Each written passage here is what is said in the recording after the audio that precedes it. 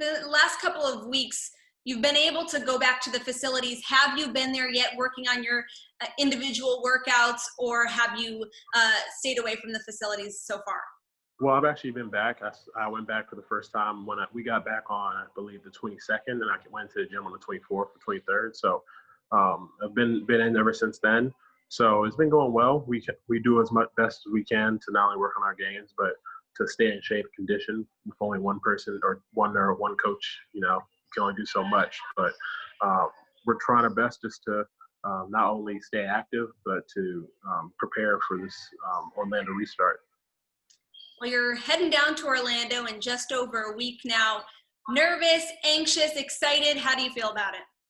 I feel pretty good. I'm excited for not only what's in store, what we could potentially do as the Celtics, as a team, but also it's just going to be good to compete again. It's going to be good to get back onto the court and not only to spread the message of what's going on right now in the world, but also to hopefully bring some light back into the world and bring some joy to people's faces as there's some dark times with not only coronavirus, but all the things that are going on right now.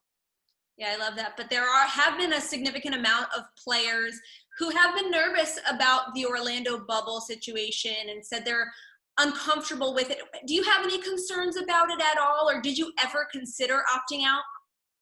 No, I know that I trust kind of the league and what they have in store for us. They wouldn't put us in a position where we would be truly directly affected. So I feel like they're going to take every precaution not only to keep us safe and keep us healthy, but also to keep the games flowing.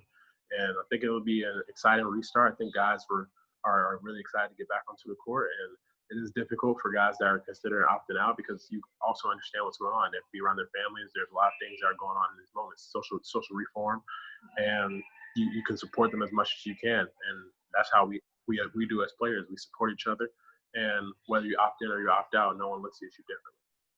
Like you mentioned, there's two major events occurring right now with the global pandemic and the social justice issues that everyone's fighting for right now. But in Florida, COVID cases are surging. Is there any anxiety or nerves or caution around, okay, we're going to get down here, we're going to restart, we're finally going to be competing again, and then this will all have to end? I would hope that not. I think that we're going to do our best to not only stay on the campus and to stay safe and keep each other protected as players and also as the organizations through teams. But you can't really control. You can only control what you can control, and that's kind of how I think that we're viewing this, and we're taking the risk and going back. But hopefully, there's a big time reward in the back end, and we can not only inspire some hearts and bring, as I said, bring some smiles to people's faces, but also help our league out for the future in store. So.